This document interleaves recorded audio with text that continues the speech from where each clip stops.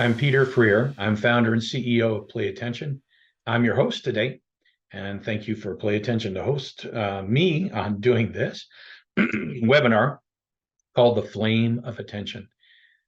I have been interested in this subject from a very early age, and it followed me into training when I was a teacher. And so I had students that had ADHD, and I just thought I could fix them because I had technology background, science, math, physics, computer programming. That's why I started Play Attention. I'll go into it a little bit more later, but I've been in this for 30 years. This has been a passion of mine to talk about attention and how it bears on our life. I hold many patents in the field of neurotechnology and human performance. So that's why I'm here to talk to you, because they think I'm qualified. I think I am too. In today's webinar, we're going to cover where is your attention right now? How does it contribute to who I am? The attention network that makes us human, the importance of attention, and is our attention being hijacked? Finally, we'll end with how we can improve our attention and reduce our stress levels. And as you can see, I have brought my good friend Socrates with me. Now, Socrates was perhaps one of the most profound thinkers in history. Even after 2,500 years of being dead and gone, his thinking, his ideas are still incredibly valuable and strong. And he was a phenomenal philosopher, and that he spent his life examining what it is we are as human beings, what we pay attention to, what we are interested in. And one of the most profound things that he said is that strong minds discuss ideas. Average minds discuss events like, how's your Uncle Bob? What's the weather today? And weak minds discuss people. They gossip. This is still very true today. So we're going to be discussing strong ideas. And in order for you to get the most out of it, I need you to be able to pay attention to do that. You're saying, but Peter, I'm here because I have trouble controlling my attention. So we'll go into that in great detail. Where is your attention right now? If you're like everyone else here, you've got the kids on that side of the room, you've got the dog on that side of the room, or the cat on that side of the room, the TV going in the background. And maybe somebody else is in the kitchen making noise or playing a stereo somewhere else, and I can hear all of it. And so my attention is all over the place.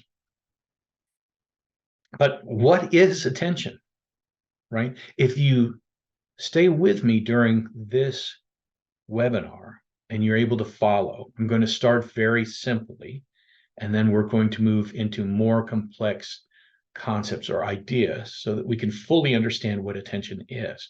Because right now, attention is rather this abstract animal that I've never met. Anyone here ever seen attention? Anyone here ever smelled attention or felt attention, heard attention? We're supposed to know what it is. When I first invented Play Attention, I was invited to Tufts University School of Medicine. I went and I talked to probably 12 different doctors, pediatric neurologists, pediatric psychologists, pediatricians. And I asked them what attention was. And I said, don't give me a synonym. I don't want to know a synonym. I want to know what attention is. And not one could answer me without using, well, it's focus. I said, that's a synonym. I said, give me something. And so they could not. And I had to explain it to them. So that's been a good many years ago that I've done that. But it's been a great interest all of my life. So I'll talk to you about what is attention. But right now for us, attention is not concrete. It's an idea. But it has form and it is quite real, even though we can't see it. And when I talk to kids and adults that had ADHD, I'd say, I really need you to focus in to get the most out of the lesson today. And they would look back at me and go, I am paying attention to you. I'm looking at you. So they had no idea truly what attention was, right? They had no idea what attention was at the time. And when I worked and created Play Attention, I could make it concrete and controllable. Concrete and controllable means that it's reified, it's taken from an abstract concept and brought into the real world. So they could control screen characters and they could see their attention in real time. And so I could teach it. But for most of us, we have problems with our attention spans and they're shorter each year. We'll go into that today in the webinar. So let's first investigate exactly what it is so that we can have a clear understanding of what it is. I think if you listen carefully today, I think you're going to be amazed at some of the things that you do learn. So try to stay focused in so that you can learn and be, I think, surprised at what this strange little thing called attention is. So when we are engaged in the moment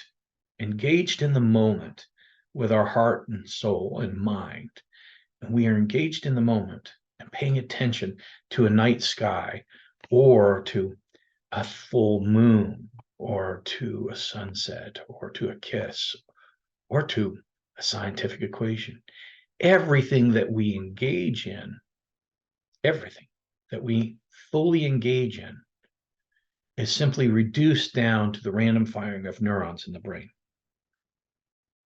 Now, the brain is an organ of reduction. All the information that is out there, we cannot possibly comprehend. We live in a four-dimensional world, and yet we cannot see the fourth dimension. We can only see in three dimensions. So the brain is allowing us to experience the world as best it possibly can under the circumstances.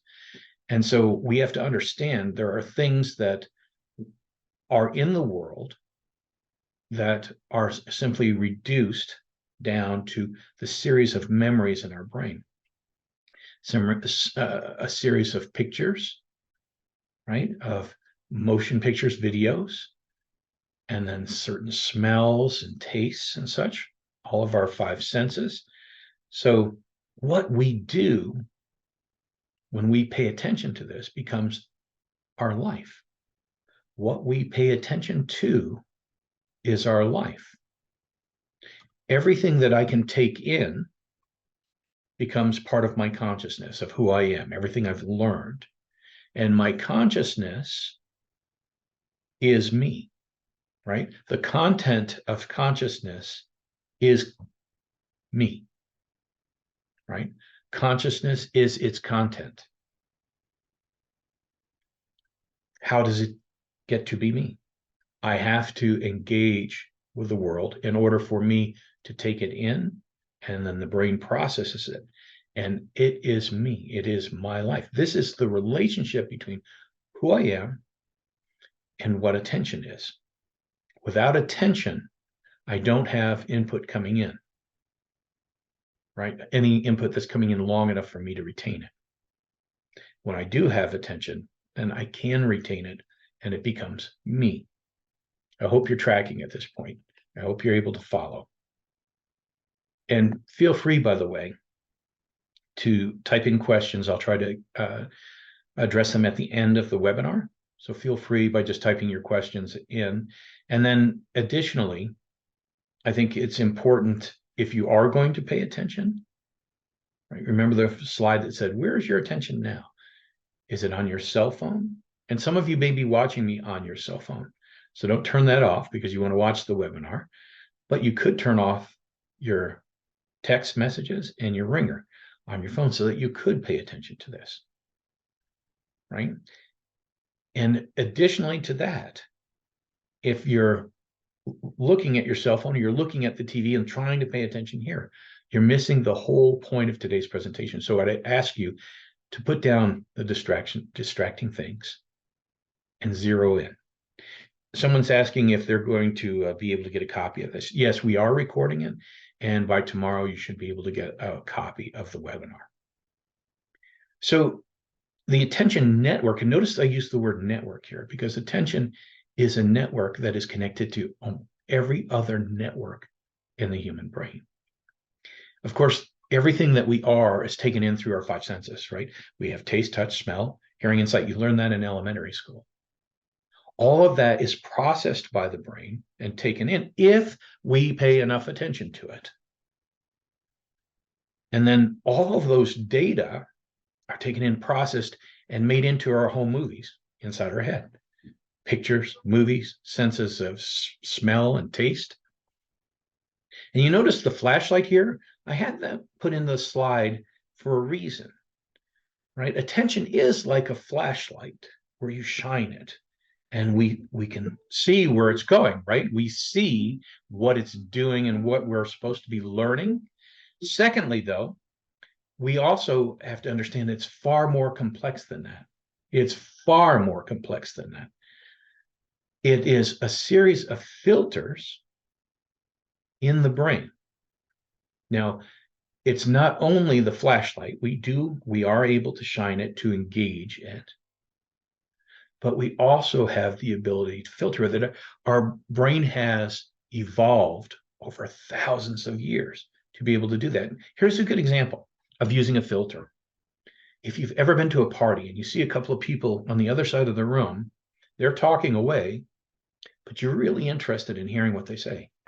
Your brain can filter out almost every bit of the noise and listen to that conversation. So that is applying a filter. All right. So the brain is not just a flashlight, right? Or the attention is not just a flashlight that I can direct, but I can also filter out other things. Is everybody aware of what I'm saying? So we are able to apply these things because there is so much incoming information. Some of it is unnecessary for us to store. And so what we deem necessary, we can take in and ignore other things. And that's a filtering system that's also involved in the attention system. So being able to prioritize, right? We also being able to filter is prioritizing what data come in and what data go, I'm not going to pay attention to. And when I do that, it creates this series of movies and pictures in my brain, right? Along with all the memories of smell and taste and touch. So it allows us to think, to create emotions, to connect, to express and communicate. And all of you add all of those together, and we are able to love. It makes us human. It makes us human. Attention, the attention network makes us human. So let's go through each one of these individually so that we can piece it together. Attention binds together our memories to create thought and ideas. Now think of how important that is. If I pay enough attention to something, I can create something from nothing into reality. When I first thought of creating Play Attention, it was totally an idea. I was very naive. I said I could take my talents and I could create a technology and a total program to help people with ADHD. That was 30 years ago. In 2024, it'll be 30 years ago. And I brought it into the real world. Attention is the driving force behind that. I had to pay enough attention to everything surrounding what ADHD is and what attention is and what executive function is to create this. Think of the Wright brothers. Nobody had flown. They had an idea. They paid enough attention to Bernoulli's laws of, well, we won't even talk about the science. They paid enough attention to flight to create flight, where we all can get on a plane today. Think of Einstein, who took what he would call, he daydreamed a lot. As a matter of fact, in 5th grade or 6th grade, the teacher told him he's never going to amount to anything because he was a daydreamer. But he used his daydreaming to create new ideas and things that proved to be quite true, even though no one had ever seen this thing called space-time. There's a dimension we can't even see. Einstein could see it. That's what attention does. Attention fuels lasting emotions associated with our memories. So the network of attention actually helps glue emotions together with our memories. Anyone here that has lost someone, someone's died in your family, you remember grandma, and you think of that picture of her and the meetings that you had, the fun times you've had. I remember my grandmother was so creative. When I was the only child in the house, the other kids were at school, and I was too young for school. She would help me on Halloween to, make a recording that would be kind of spooky because she knew that I loved those kind of science fiction things. And but if I associate the memories that I have with her, and then I associate them with her passing, I'll tear up. It gets emotional. And because the attention network helps bind those emotions to our memories. This is all what attention does. We know it is the act of engagement in our lives, full on engagement with what's happening, mindfulness in the moment. But this is all that creates. It is the flame that fuels our connections between each other. No one here is a solo individual. We like to think of each other. I'm an individual. I don't need anyone. It's nonsense. The human brain is a network attached to every other brain on this planet, whether we like it or not. We are all interconnected. If we try to be alone, we definitely go mad. And that's been proven. You put a person in solitary confinement for a period of time and they go crazy. The brain has to understand that there are other brains out there. The brain is part of a large network. And of course, we keep talking about these networks because they're all interrelated. And attention is the one that helps me make connections with other human beings, lasting friendships, love. All of that is interconnected here. It is the force, attention is the force that gives me the ability to express and communicate to you right now. All of the things I'm telling you, if I'm daydreaming about something else, I heard the Ring doorbell ring for the office here a little while ago, and I again filtered that out. You may have heard it in the background, but I filtered it out.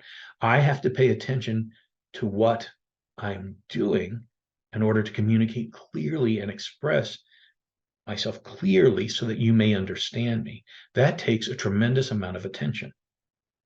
Do you follow? And so all of these things are separate networks, but part of the attention network, right? And so if we connect, we have this desire for connection to other individuals, and I have to pay attention to that.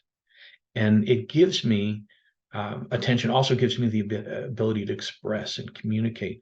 And if I am expressing my desire for those connections, and I am really in the moment, that is what love is. I think if you look at it very carefully, the highest form of love that you can grant someone else is your ability to be in the moment with them every step of the way, right?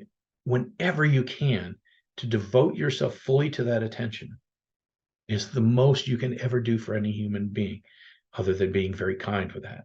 And that implies kindness. That is where we get love, and that's what makes us human. So the important takeaways from this section of the webinar is that we now understand that attention is our life. It creates the fabric woven together that is our life. And it's imperative to use it wisely. All right. There is a cost associated with it. I'll talk to you about that cost in a moment. I want to again refer to my good friend Socrates. He said the unexamined life is not worth living. He took every moment of his life to examine why he was here, what attention what he would pay to the vast problems of human existence. This is what he was saying. Examine what we're doing. And he actually was meta aware. He could look at what he was attending to and when he wasn't attending to something strictly. That is called meta awareness. So it's a good idea to use your attention wisely. The cost here, and that most of us with new technology feel that we are multitaskers and that we're able to do 5 things at one time, and we're experts at it. I think there's a general sense for a lot of us. Every bit of research that I have ever got my hands on says that's not true. When we pay attention to one thing, and then we've got 5 screens, as a good example, 5 screens up my computer, and we pay attention to one thing, and I stop working on that, and I'm really going to engage, and I pop onto another, and I have to reorient to that. There is a cost of reorientation, and that cost is termed stress. Now, this is not just me saying it. It has been studied over and over again. They actually put heart monitors on people. So they watch them do these things, transfer from one screen to the next, and then look at their stress rates. Their stress rates go through the ceiling. The brain is not really equipped to do that. The brain is very good at doing one thing, paying attention to it, engaging with it, absorbing it, creating the new fabric inside me, rewiring me. But if we try to multitask that, and they've done these studies on teachers, nurses, and doctors, and they watch what happens to their proficiency and what happens to their efficiency. And they find that they both go into decline and their stress goes up. So when I say use it wisely, it has a cost. It does. If you feel stressed, and if you feel that your attention is being hijacked, you're probably right. And I'll go into that in just a moment. All right. Examine your life. And that's what we're doing today, isn't it? We're examining this process of living and where attention comes into play. Is everybody with me? You follow? Attention is a limited resource, and it's been diminishing over time. And this is super important and I have so many Zoom meetings that I have during the day, usually in the order of 4 or 5 minimum, that I'm attending daily. And I try to give myself a buffer between, because when I'm in the meeting, I want to give it all of my attention so that I'm offering everything that I can to the benefit of the meeting. I don't want to be distracted by another conversation in the room. I want to give it all my time, but that takes a toll because it's very tiring. I have to know my internal resources. And so when I'm doing this, right, I want to make certain I know my personal limits, what my resource capacity is, and I need to take a deliberate break. Go outside and walk. Go take my dog for a walk, something like that. So I want to make certain I understand that it's a limited resource, and it's been diminishing over time for all of us.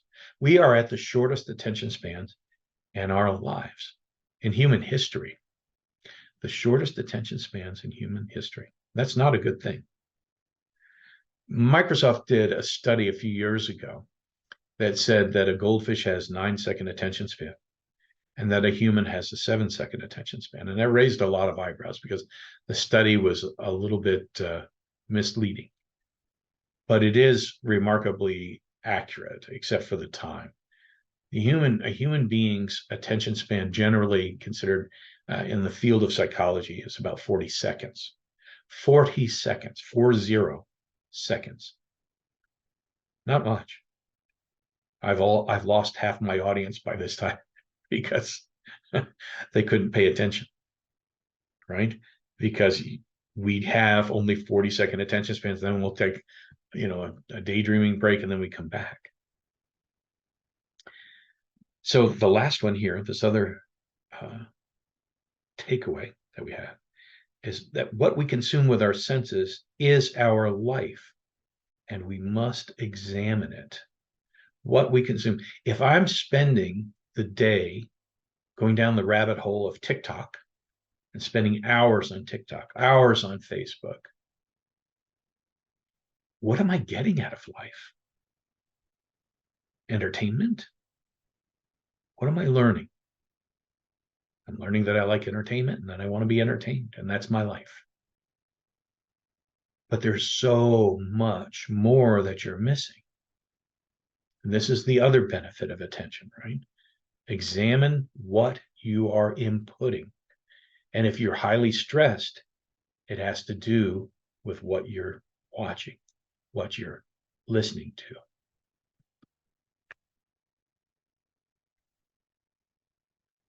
So, is our attention being hijacked? Is our attention being hijacked? It is perhaps our greatest strength. Without it, we cannot be much of anything. It forms who we are. It forms the fabric of who we are. But it is vulnerable. In other words, it's easily hijacked, ambushed. So one of the biggest hijackers in this network of attention is the other networks that use the attention. The network of talk and ideas, thought, ideas. This network often competes with my ability to communicate or express myself, or my connections. Perhaps in my connections, I'm thinking about what that person might do, what that person might say behind my back, right? I am thinking about that and not in the moment listening to them. You will find something truly amazing happens in your brain when you are fully attentive. Does anyone know? Because our brains are constantly chattering. They just don't seem to stop chattering. All these networks that I talked to you about compete with each other for that limited amount of attention that we have. And when they do, they chatter. Does anyone know what happens when you fully pay attention? Right? Because if you're not fully paying attention, then the talk is going on. Well, I already know this, or I disagree. That's totally wrong. You're trying to be critical and you can't hear what the person is saying. You're talking internally. What happens when you fully pay attention? We'll go into that. So the same networks that attention fuels cause mischief as they compete with one another. And there are other outside forces, and we're going to go into that as well, that vie for our attention. But we also need to know some fundamentals of our evolution. The attention network was formed to help us survive, flat out. So in our brains, we're born with this innate ability to want to pay attention. We are rather lured toward flashy things. Let's say our ancestors were sitting around a fire at night and hoping to have a very peaceful night, but in the bushes, just a little bit away, I see something really quick darting from one bush to another. I immediately want to get my attention focused on that, because that means survival. It means that there is a saber-toothed tiger there that's going to injure me or kill me. So our brains right now, even though that is ancestral, it's still there. Flashy things. I want to see it. All right. Threatening things. Maybe I see a cobra and I am fixated on the cobra. I want to make sure I do not lose my attention to that. A threatening thing will also immediately make the brain engage. Unique things. Maybe it was when our ancestors found this little piece of black, dark rock and they struck it against something and a spark flew off. That would grab your attention. That's part of our being as well. The brain is wired for that. And when I clip it against that rock a few times, other sparks come up. And then all of a sudden, I did it near some dry grass and I created a fire. So unique things can be highly beneficial to survival. And so my brain is wired to pay attention to those. And also self-related things, things that are related to me. I listen to those people. Are they talking about me? Is there something that they may do to me? That is pre-programmed in the brain. So if we understand our programming a bit, we can learn to change it. If we don't understand our programming, our attention programming, we cannot change it. If we have ADHD and we have an inability to sustain and direct attention at will, we can change it. And I'll go into this in a little bit more detail as we move along here. I hope you are following what I'm saying. And if not, remember, you can always type in a question. I'll address it at the end as well. Hopefully you are able to follow this. And hijacked. Did you know that vast teams of marketing engineers produce algorithms, techniques, and technologies to expressly grab our attention? This is called the marketing or the attention economy. Marketing or attention economy. It's actually got a name. Did you know this is happening? Hence, if you actually knew there is an attention economy worth trillions of dollars. Okay, not many people. Globally, it is a multi-trillion-dollar business. Here in the United States alone, each day, it is marketers spend about $816 a day per person to get your attention. That's how valuable you are. You're worth $816 a day. Your attention is. Now, over 10 years, though, that's almost $3 million. That's how big this industry is. And it's not just me saying it. You should see the research behind the attention. And this happens at huge companies.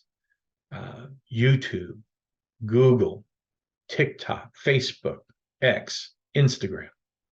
They have entire teams devoted to this. A friend of mine has a sister who works in this field. She makes $1 million a year to do this, to grab your attention.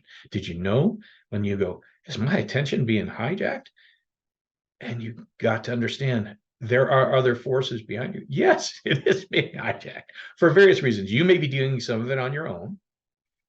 Then you have people whose business it is to hijack it. And then you have your own brain that competes with your attention network, right? All the fragments that comprise that compete among each other. So it can be quite chaotic and quite the noisy mess. So when we look at our waking hours, 50% of that time is spent in the moment. And I think that's way too high. Research says that, but I would disagree. I think it's probably about 25 or 30% is spent in the moment. Because we are so busy, especially here in America, we are so busy on our cell phones. It is like an attachment to a third arm or something that we have now. It's just attached to us. We cannot put it down. It is a powerful device. And by the way, the people that formulate not only the content, but who formulate the way your phone works, also have teams in the attention economy that want you to stay on those apps longer and longer, because the longer you stay on YouTube, the more money YouTube makes, the more money the people who are advertising, and the more money the influencers make. It is all about the dollars. And so if we're not in the moment, what are we doing? Well, the rest of the time, right now, psychologists think that we're spending it in the past, in memory, thinking about our past, or we're in the future. Now, this is not necessarily a bad thing, right? it's how you use it. Remember, I said, let's examine what we're doing with our attention. If I am in a meeting which really needs my attention, I'm in the school, my child has done something, or his teacher wants to talk to me about something, I need to be in that 100%. If my spouse is telling me something that's important, or telling me anything, because I love her, I am going to be in the moment. And this is very important, very important. If I'm in the past or making plans for the future, I am not in the moment. Now, let's say you were Einstein. Einstein spent his time in the netherworld, a dream world of thought. But it got him very far because he could actually use those and bring it back to this world and make it real to understand the world that we live in. So it's not terrible to do that. Just know when you have to give your fullest attention and be in control of it. But how many people here would say that you are in control of it? I would guarantee not many of us. Now, as I mentioned earlier, our attention is getting shorter with each generation. The more that we use the cell phone, the more that we're likely to have shorter and shorter attention spans. Now, since the introduction of the cell phone and other similar technologies, even driving in the United States has gone up. We have, per 1 million people, a higher per capita of death than any other wealthy nation on earth. And it's not just getting in car wrecks. It's also running over people who are in crosswalks or on the side of the road. We do that now more, and it's because of one of the major reasons. I'm not going to say it's solely the reason, but it's one of the major reasons is the fact that we are not using our attention well. And we have technology that we're using it on in the car.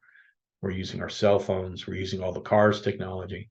And then, of course, we have legalization of marijuana and drinking while drinking and driving. So all of these are great influencers, but they are not full attention to the moment. Being in attention, high rate of attention, in the moment, mindful when I'm driving, is critical so that I don't injure people. Now, how do I improve attention? The brain can be trained to improve attention. This is what I did with play attention, making it concrete and controllable. And this is in direct contrast to programs that tell you we're going to teach you to be mindful. Like Calm, for example. Some of us here may use the Calm app, and they run a short video and say, hey, be mindful for 20 seconds. So you get a timer and a video. How mindful are you if you don't have feedback? We don't know. How attentive am I? I don't know. When I go through halfway through that video and I start thinking about what bills I have to pay tomorrow, where I have to be for what meeting tomorrow, and I go, oh, I'm supposed to be paying attention here. We don't know. So they're limited in use. But the brain can be trained to do it. We've been doing it for 30 years with play attention. Second bullet point on this, how do I improve? Mindfulness is the act of being in the present where one's attention is directed to the matter at hand. We actually have an app called Vincis Candle. I think there may be even a slide in here with that on it. And Vincis Candle being the flame of attention. When you're playing Vincis Candle, you wear our neurotechnology, and when you're in the moment, you can make the flame rise. When you lose it, the flame diminishes. So you instantly have this concrete and controllable ability to control your mind. Now, when you actually do this frequently, it's like 10 minutes a day, you can grab your attention. You are in control of your attention. You get the benefits of that, and I'll talk about the benefits of it shortly. Now, self-regulation can be improved as well, right? I'm going to talk to you about that. Self-regulation is the ability to control my impulses by being in the moment, right?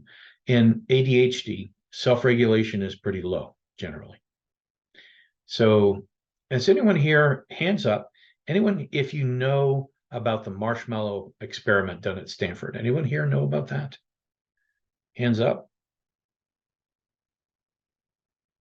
A few of us know. A very small number know. So the marshmallow test, and I just had a friend run it on his 10-year-old daughter, and it's hysterical what he found.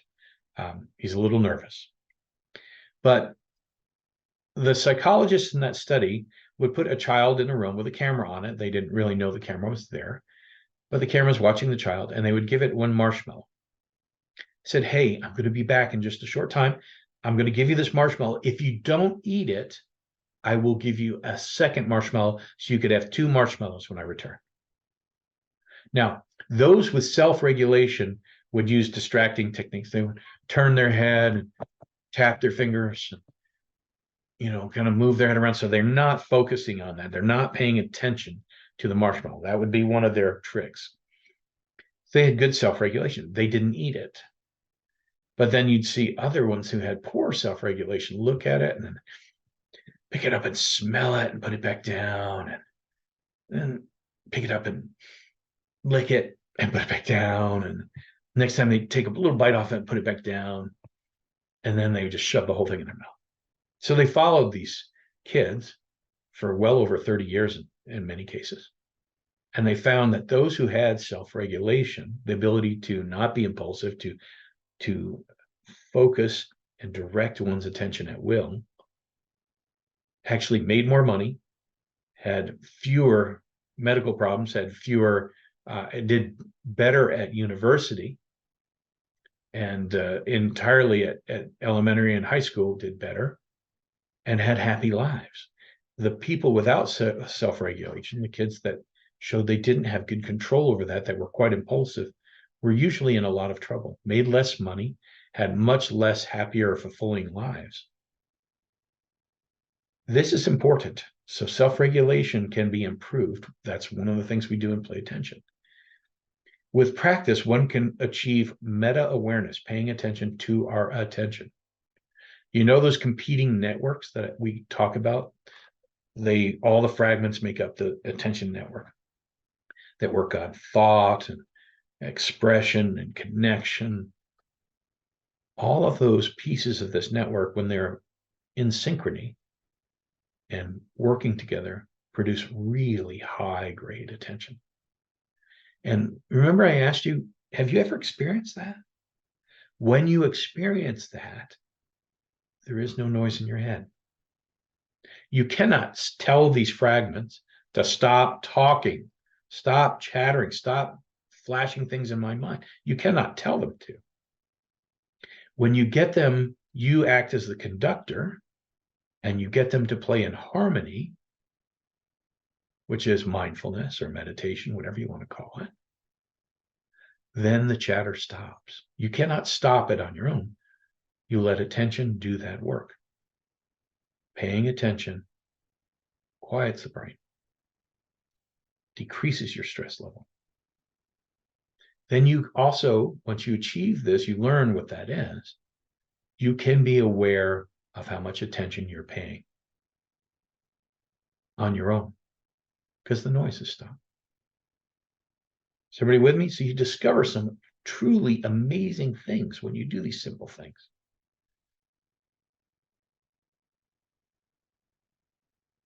So we know, as my good friend Socrates, I'm glad you showed up to the party today. As my good friend Socrates said, it's better to change an opinion than persist in a wrong one. So if you are highly stressed, you have the chatter going on, now you know that you can change it. So it's better to change than it is to persist in this case. And you can through some very simple techniques. And obviously I love neurotechnology because it makes it real and it makes it controllable. It's right in front of me. It is the fullest sense of attention. And so you can make a change. You're in control of it. But there are great benefits to doing that, to making the change. Let's talk about them. So if you practice mindfulness, right, and that's Da Vinci's candle. Everybody see the candle right on top of my head? That is our app called Da Vinci's Candle. You can see we're in Da Vinci's workshop. And when you're really paying attention, you're mindful in the moment, that candle flame goes really high. That's at about full. When you lose that, it goes down to this little tiny red flame and the room goes dark. So you kind of know, you know when you're in the zone, you know when you're mindful, and you can control it.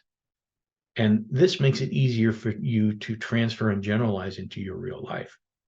Because then attention to you, you're starting to become meta aware, and you can actually control it in real time. So you're becoming your own yoga guru or whatever you want to call it. You're able to control your attention. Remember how important it is, because attention and life totally interconnected. Think of the things that you have been missing, that you are missing out on now by not being in the moment. As I mentioned earlier, we can take strategic, deliberate breaks. And remember, I said this is directly related to me being a little bit meta aware. I know what my limitations are, and I know when I need a break. My wife is incredibly good at it as well. She'll come down and she goes, I am burnt. I am taking a break. I'm going for a walk. Right. And knowing your limitations so you don't push yourself over the edge, because when you push yourself too hard, what goes up? Yes, that would be stress, anxiety, right? And our patience goes down at that point too. We get cranky, irritable. So learn what your resources are and how you can control them. And when you need a break, take a strategic break. Now, getting up and just going and eating a bag of potato chips is not a good idea, right? Exercise at this point, getting up, walking, going outside is a real positive way to take a break. Getting a little bit of exercise actually increases your ability to attend. You don't have to do a full workout and exhaust yourself, but just taking that break, going out for a walk, doing a little gardening, raking, just walking, taking in the air, it will increase your attention. Removing distraction is always a good tactic. Remember at the very beginning of the webinar, I asked you to take away the distraction, turn off the TV. If you're not watching me on a cell phone, turn off your cell phone. Remove the distraction. You know what it is. If you are not addicted, you can remove it. If you're addicted, you won't be able to remove it. And that's a whole another webinar in itself. But I am saying that if you can remove the distraction, you will increase your attention. Attention is life. They are totally interconnected. Be aware of the external forces that shape our attention. Remember, we have two major forces that work here. One is the external force, and that is the market of attention, the market economy and attention economy, we could say. All right. The attention economy, where people are paid so that they can make money off of your attention. And in this case, beware of it, beware of how it's done. And that there are algorithms that are written, programs that are being used. In this case, you are listening to me about attention, right? So there is no algorithm here. All we're trying to do is learn, all right? And that's why you go to school. You go to school so that you can learn. And here we're learning about the forces behind it and how I can improve it, right? But the forces, those external forces, we need to be highly aware of. The internal forces that we are talking about are that the networks actually compete among each other unless you have high attention. You have high attention, it's like a conductor in an orchestra. They all play together and make music, make attention. If you do not have control of that, they'll compete with each other and it's chaos and there's just chatter in your head. Then the last one that we should be aware of in that group of forces is that our hardwiring. Through the ages, right, through many thousands of years, our brains are hardwired to pay attention to those things that are threatening, those things that are flashy, those things that are unique, right? All of those things are, and those that involve self-interest, right? For me, I want to know if people are talking about me or it gains my attention. All of those things are hardwired in. They don't control you.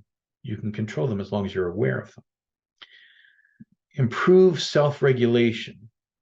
Remember, self-regulation is the ability to control and regulate ourselves internally so we're not impulsive, we're paying in the moment, and I'm not going to just start staring off there. I've met many ADHD people that do that. You'll be talking to them about something that you think is very beneficial to them, and all of a sudden they're kind of doing this. You're like, oh my goodness, I need to start all over again, slow down, or trying to get them back in tune. So improving self-regulation is quite important. And then remember, when you practice all of this, you really are interested and it becomes a passion of yours, then you can become meta-aware. All right. And this, of course, is one of the reasons we created Play Attention, so that all of this is possible to do.